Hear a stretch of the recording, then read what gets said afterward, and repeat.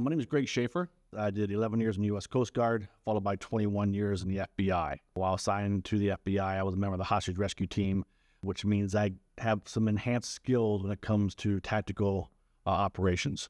Brecourt technology with the drones, they'll be the first responder on scene. I promise you they'll get that drone coming out of this box will get there long before the police will. And for that technology to identify that weapon and then disengage that weapon, problem solved. The great part about that technology is that it's also capable of stopping the event before the first round is fired. We need a response, I get that, but let's talk about and let's focus on stopping the shot before it's even fired. And Brecourt technology does exactly that. 51% of mass shootings happen at businesses, including retail.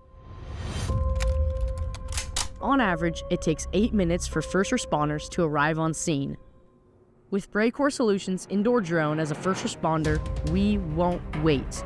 We are first responders on the scene, tracking and distracting the threat so that innocent bystanders can get away. Our drones send real-time video feed and location data to first responders and security teams. Brecourt detects, tracks, and malfunctions weapons.